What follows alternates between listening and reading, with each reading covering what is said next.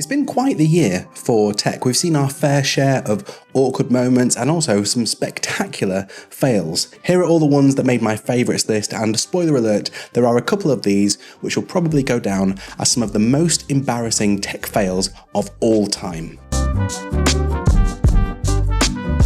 Okay folks, first on my list is from audio company Sonos. They make amazing premium speaker systems. I've actually got a couple in my house and they're just brilliantly reliable with amazing quality sound. Until this year when Sonos decided to roll out a big change to their app, which is the main thing that lets you control all the advanced features in their speakers. I would say by any standards, this new app has been a disaster. And this wasn't just a change to the look of the app, which by the way, most people hated. It was also a change to the core of how it worked and how it communicated with each device. There's a pretty golden rule in the tech industry that you never ever change the front and back end at the same time, but Sonos decided, yeah, this would be a good time to try. As soon as they rolled out the app, people started complaining that their expensive Sonos speakers had just stopped working. They couldn't do simple things like play or add a song to a queue, and in a lot of cases, the app couldn't even see the Sonos products in their home. Sonos responded by doubling down, saying that releasing this new app took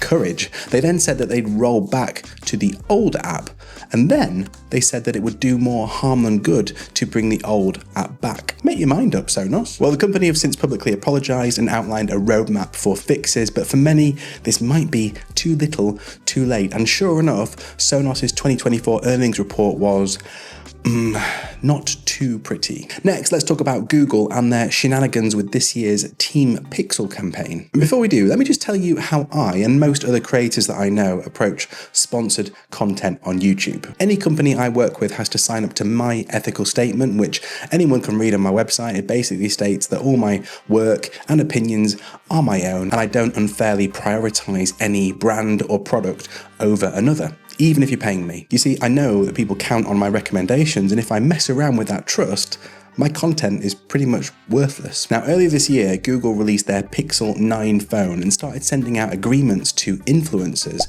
which would get them a free phone, but in exchange, they had to agree to showcase that brand over competitors or face having that relationship terminated. Yeah, that doesn't sound super ethical, does it? Well, a lot of influencers and creators agreed and started sharing pictures of this on their social feeds. Suddenly, Team Pixel wasn't a team that anyone wanted to be part of anymore. Google responded saying that this was a mistake and that this campaign had missed the mark and have since removed all of that wording from their contracts. Still, pretty embarrassing stuff. And the unfortunate thing is, the Pixel 9 is a really great phone, which sadly got caught up in the marketing controversy. Oh, now speaking of controversy, this next one might seem controversial because this is about one of the biggest and most respected voices in the tech industry, Marques Brownlee, or as he's better known, MKBHD. Now, he's made quite a few questionable moves this year, which has definitely earned him some embarrassment, and I'm not talking about his subscription-based wallpaper app. No, what I really wanted to put on this list was something that happened when Marques posted a review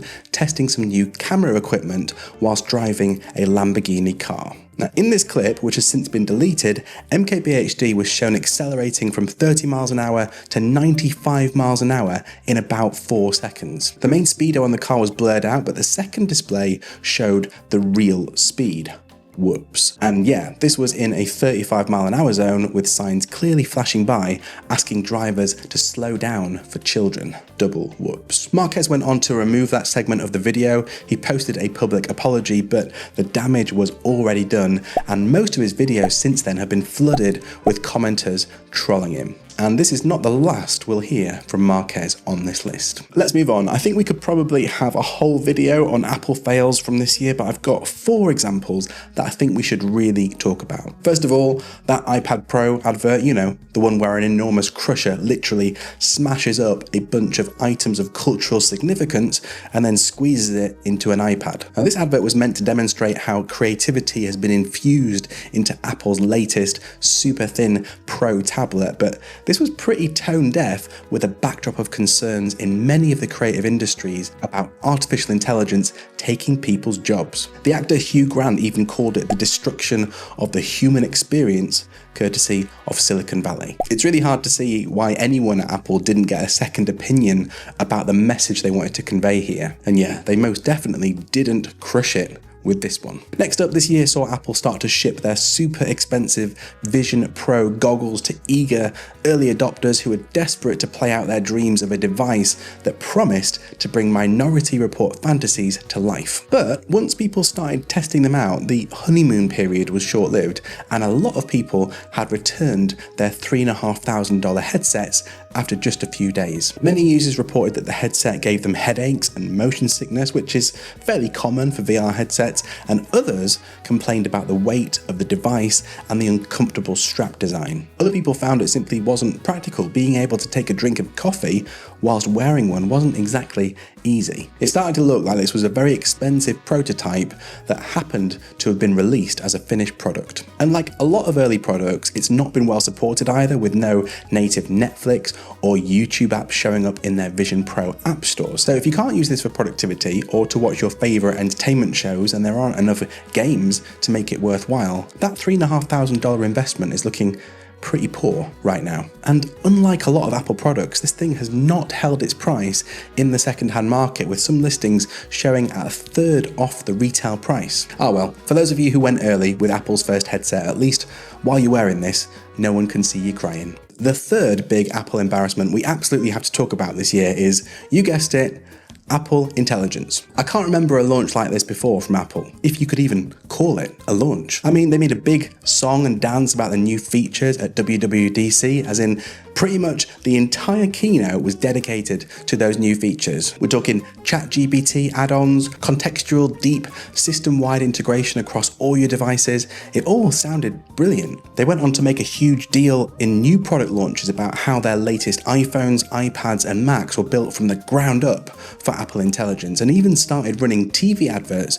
showing how it will work. Except these adverts were a little bit odd in that everyone using Apple Intelligence seemed to be deeply stupid, angry, or lazy. Yeah, not exactly aspirational. And not that it really mattered, because as I make this in December, Apple Intelligence has only just landed and it can barely do anything. It badly summarizes notifications, it makes Siri slightly less dumb, and it allows you to make your own emojis.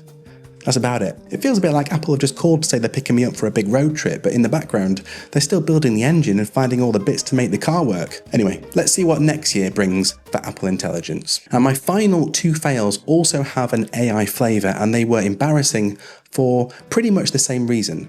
It's just the execution that was very different. Let's start with the Rabbit R1. When it was first announced, it had a lot of people really excited. This was a $200 device that used artificial intelligence to make your other devices easy to use and could even do things on your behalf. The idea was that it could do everything your phone could do, only faster and in this super cute teenage engineering design. And rather than a large language model that we get with ChatGPT, this was based on a large action model, a kind of universal controller, but for all your apps. Sounds pretty good, right? Well, lots of other people agreed, and Rabbit scooped up over 100,000 pre-orders based on those promises and their demos. But when the device landed, it became apparent that it wasn't at all ready. In almost all cases, the best features were missing. It was super slow, it had a horrible battery life, and it was often just easier to pull out your phone. Should this have been an app instead?